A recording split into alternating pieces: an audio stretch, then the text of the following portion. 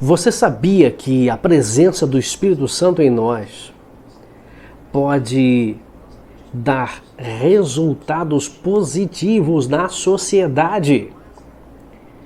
E você sabia que quando somos cheios do Espírito Santo, isto é, quando passamos por um reavivamento espiritual,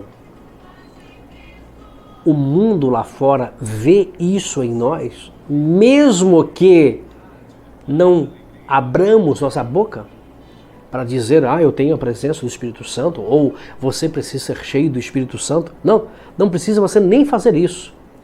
As suas atitudes, elas podem chamar a atenção das pessoas ímpias. E as pessoas ímpias poderão ver o resultado da presença do Espírito Santo em sua vida. A história de hoje, ela tem o título Resultado Positivo. Ela foi escrita na década de 80, 90. E foi o grande reavivamento do país de Gales, onde um velho médico, ele atendeu um homem rico na sociedade daquela época. E aquele homem rico devia a este médico aproximadamente 23 libras esterlinas. Daí, quem sabe alguém dizer assim, mas um homem rico devendo a um médico? É isso mesmo, o médico prestou seus trabalhos e os honorários devem ser pagos, né? Eu e você, que somos profissionais, que temos uma profissão, nós cobramos os honorários, isto é, o horário do nosso trabalho, né? Se eu for trabalhar aí como freelancer, escrever jornalismo, escrever notícias, eu vou cobrar a hora, né? Que é o mínimo R$40 a hora, né? Esse é o mínimo hoje de um jornalista, é o mínimo. Tem jornalista que cobra muito mais, mas se eu for escrever notícias, né, o mínimo da minha hora de trabalho é 40 horas, né? Então, cada profissional tem aí um mínimo de horas, aonde ele pode cobrar aí o seu honorário, isto é, as suas horas de trabalho, não é verdade? E todos nós temos que ser responsáveis quando contratamos um profissional para trabalhar para a gente, ou para prestar um serviço para a gente. E no caso deste homem rico, ele contratou esse médico, ele foi até a clínica desse médico. E esse médico, confidenciando ao seu amigo, falou assim, olha, este grande reavivamento que aconteceu aqui no país de Gales está surtindo efeitos de bênçãos financeiras para a minha clínica. Daí o amigo dele falou assim, mas como? Aumentaram os pacientes aí na sua clínica? Não. É que um sujeito muito rico aqui na cidade me devia cerca de 23 libras esterlinas e voluntariamente me procurou. Eu até havia arriscado lá a dívida dele para não ter mais aborrecimentos com este homem, porque toda vez que eu via ali a dívida dele, poxa, esse cara é rico. Poxa, e está me devendo aqui 23 libras esterlinas, poxa, que coisa, né? Mas aquele homem rico foi tocado pelo Espírito Santo, passou pelo grande reavivamento lá em seu país de Gales, e então, devido a este reavivamento, a presença do Espírito Santo em sua vida, aquele homem procurou voluntariamente o médico e falou assim, olha, eu quero pagar a minha dívida. E ali isso aconteceu. Você viu? Quando todos nós passamos por um reavivamento, quando nós passamos pelo derramar do Espírito Santo em nossa vida, alguma coisa tem que acontecer.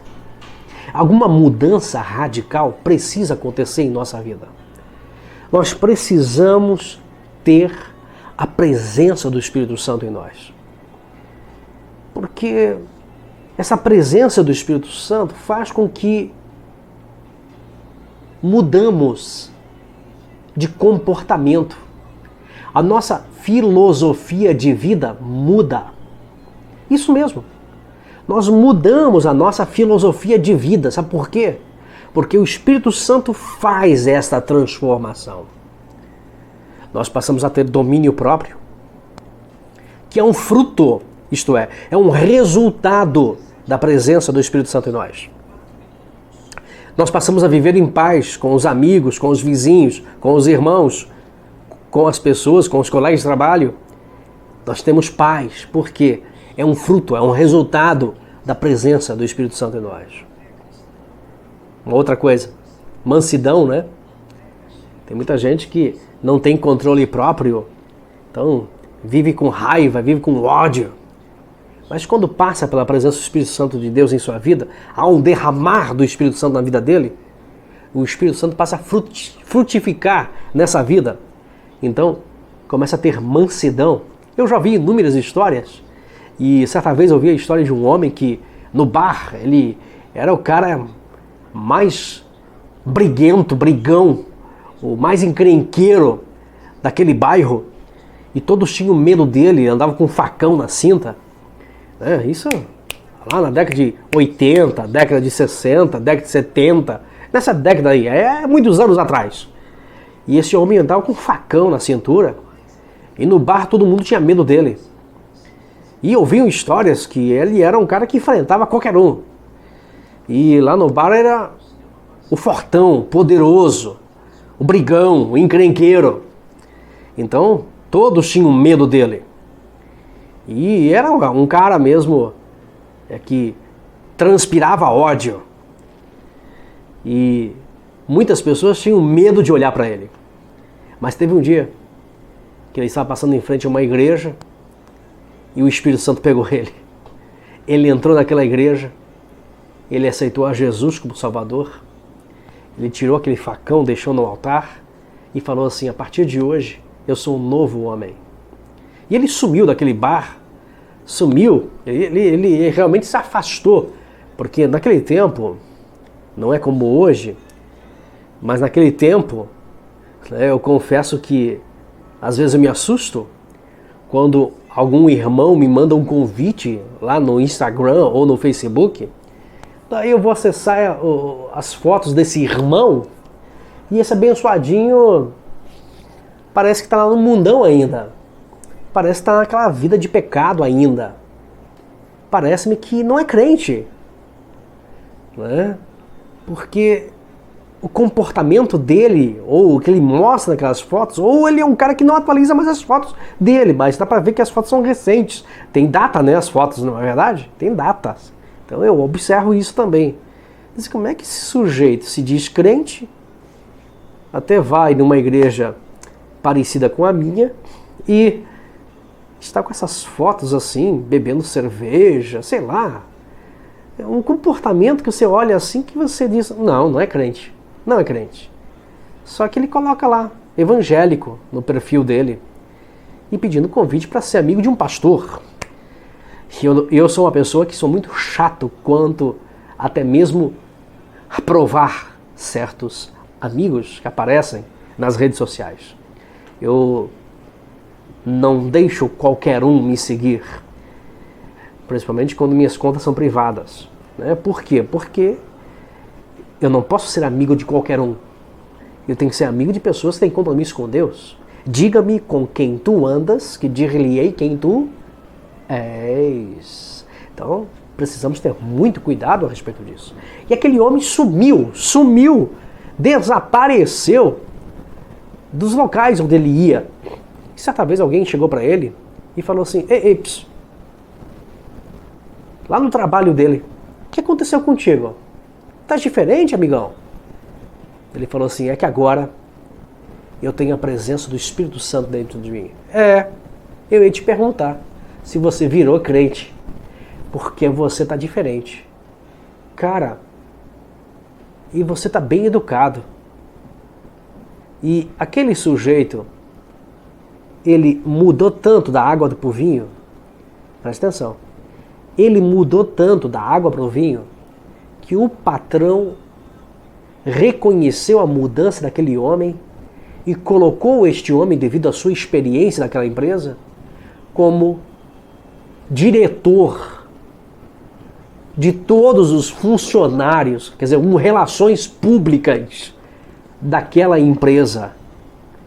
E antes respeitavam por medo, agora a respeitam pela responsabilidade que foi dada àquele homem. E aquele homem realmente pôde ser uma testemunha de Cristo onde ele se encontrava. Todos presenciaram a mudança radical que aquele homem teve.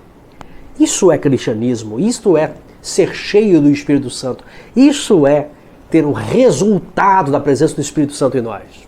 Você vive a presença do Espírito Santo dentro de você? Faça isso. Experimente.